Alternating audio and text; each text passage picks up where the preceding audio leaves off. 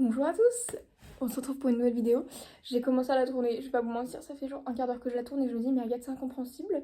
Donc j'ai repris mes notes, je les ai mis dans un sens logique et je recommence. Je me dis peut-être ce sera mieux pour vous. Il y a des chances. Je vais vous parler de mon parcours dans l'écriture. Parce que j'ai plein de choses à dire et en vrai de vrai, c'est pour ça que j'avais commencé le BookTok à 4 ans. Et je trouve ça dingue parce qu'aujourd'hui j'en parle plus du tout. Il y a des raisons, enfin, plus beaucoup, plus que plus du tout, mais j'en parle très très peu. Et il y a plein de raisons. Et je vais tout vous raconter, tout vous expliquer. Déjà, j'écris depuis excessivement longtemps. J'écris depuis que je suis en 6ème, donc bien avant d'être sur le BookTok, et bien avant même que le BookTok existe. J'ai toujours écrit, et écrire, ça m'a toujours servi d'exutoire. Mes textes, ils étaient pour moi, ou pour un compte Instagram sur lequel je publiais, mais sur lequel j'étais anonyme, personne ne savait qui j'étais à part mes amis qui me suivaient. Mais du coup, à l'époque, ça restait quelque chose de très personnel, et ça c'est important, et vous comprendrez plus tard pourquoi. Mais du coup, mes textes, c'était à moi. C'était vraiment pour me libérer. C'était pas forcément lié directement à ce qui me rendait malheureuse, mais du coup, ça me permettait juste de vider tout ce que je ressentais par des histoires qui étaient 100% fictives, mais au moins qui me permettaient de tout relâcher. Et ça me faisait tellement du bien. Et il n'y a pas si longtemps, j'ai eu pour idée de justement regrouper tous ces textes parce qu'aujourd'hui j'écris beaucoup moins déjà parce que je vais beaucoup mieux. C'est une bonne nouvelle. Enfin, c'est une bonne nouvelle en même temps, c'est pas tellement une bonne nouvelle que j'allais mal à 11 ans. Mais bon, bref, c'est une bonne nouvelle quand même que ça aille mieux.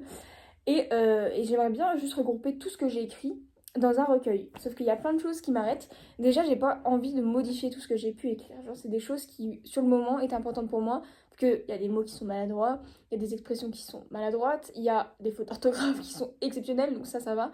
Mais en fait, le truc, c'est que quand je veux le modifier directement dans mes notes, ça me fait de la peine parce que ça modifie la date.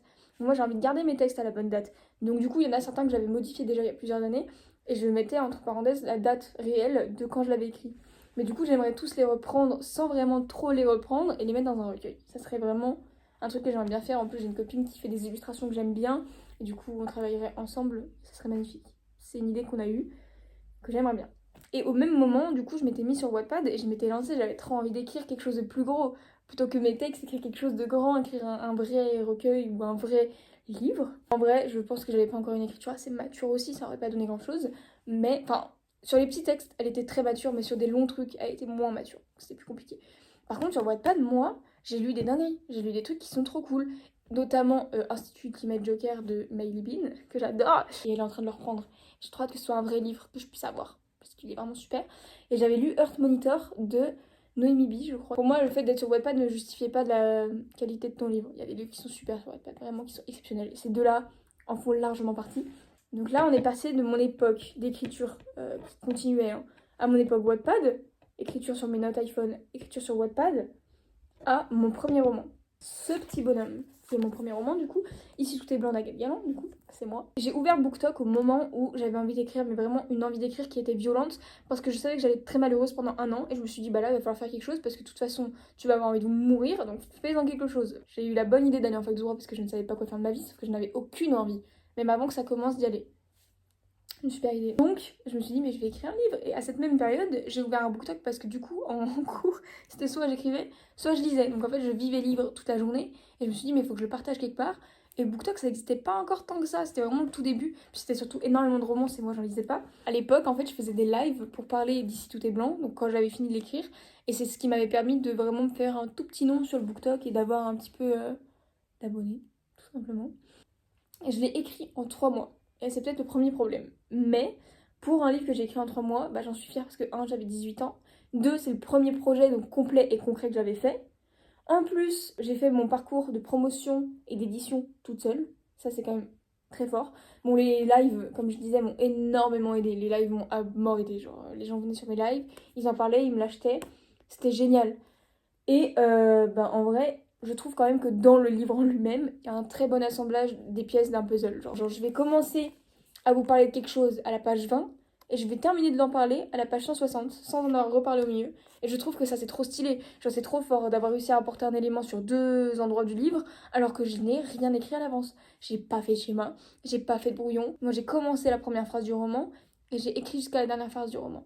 Et j'ai pas fait sur le côté, un brouillon, quelque chose. Je n'y ai rien fait et pourtant la suite, enfin la logique, tout se suit, tout va bien. Genre le livre est bien fait quand même et ça je trouve ça trop fort.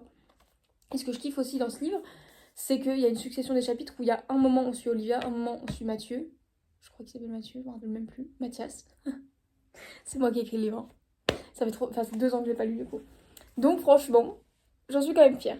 Par contre, à côté de ça, ben, j'en suis pas fière parce que je l'écris trop vite, parce que je m'auto-censure beaucoup. En fait, c'est le premier truc que j'allais faire lire à des gens sans m'anonymiser, sans être anonyme du coup, parce que bah, mes amis le savaient que j'écrivais et c'était pas un problème, mais plus au niveau de ma famille, je me suis toujours beaucoup censurée dans ma façon de leur parler. Donc, même un livre que j'écrivais avec des personnages qui n'étaient pas moi, j'avais du mal à parler crûment déjà et à être juste 100% dans mon livre parce que je savais que bah, pour le coup j'allais en parler si j'arrivais à l'écrire et que du coup des personnes que j'aimais de mon entourage allaient les lire mais des personnes qui pouvaient pas imaginer que je puisse écrire des choses un peu sanglantes, un peu violentes et j'avais juste peur et du coup je me suis beaucoup censurée et c'est un truc qui me plaît pas parce qu'en vrai il y a des personnages qui ont des sentiments qui sont hyper légitimes, des émotions qui sont hyper valables et j'arrive pas à les faire ressortir autant que je l'aurais voulu sur le moment parce que j'avais trop peur que quand on me lise on se dise waouh elle écrit des trucs comme ça elle, mais on s'en fout, on va pas chercher l'auteur directement là, on cherche les émotions du personnage, vous voyez ce que je veux dire?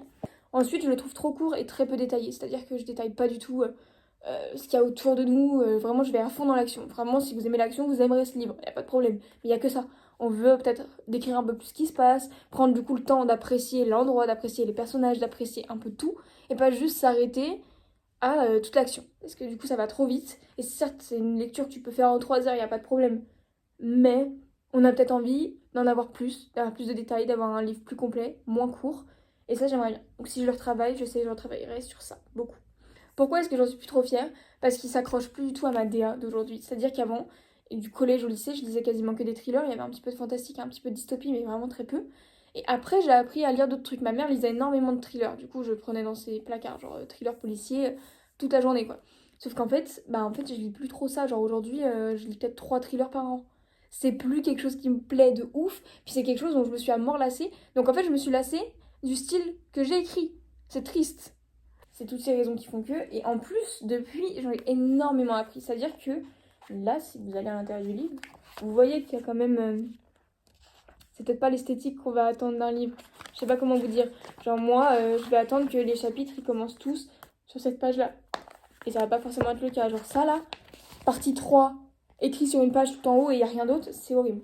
Ça commence ici, comme ça, après on a le début du chapitre qui est là, et c'est propre. Et ça, vraiment, dans mon nouveau roman, je fais attention, parce que franchement, ça m'énerve si c'est pas le cas. Genre là, vraiment, mais dès que je l'ai eu, hein, l'esthétique me plaisait pas. C'est-à-dire que sur le reste, c'est bien.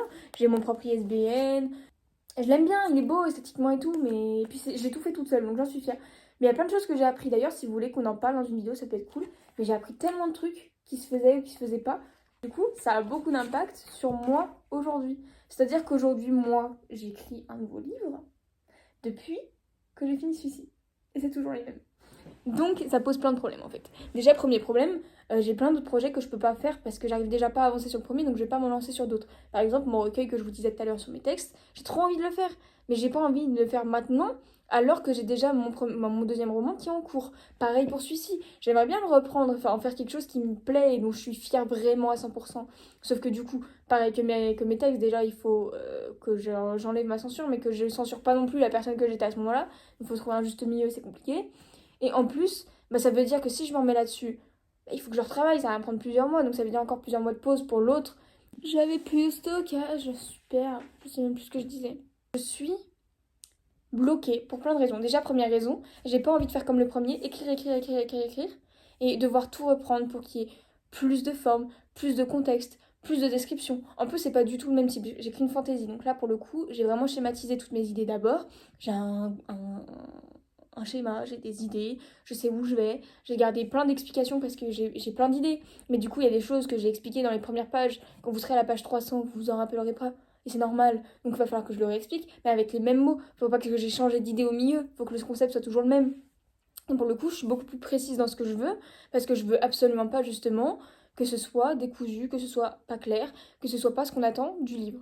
Je veux que ce soit exact. Et vu que c'est une fantaisie, je veux qu'il y ait du détail, je veux qu'on comprenne l'univers dans lequel on est, je veux qu'on l'aime cet univers, je veux qu'on le voit comme je le vois, je veux qu'on comprenne les idées que j'ai eues, sans pour autant aller que là-dedans. Je veux qu'il y ait de l'action, je veux qu'il se passe quelque chose, je veux que les actions elles soient claires, qu'elles s'enchaînent correctement, je veux que les relations avec les personnages elles s'améliorent d'une façon qui est logique, qui est concrète, et du coup c'est hyper long.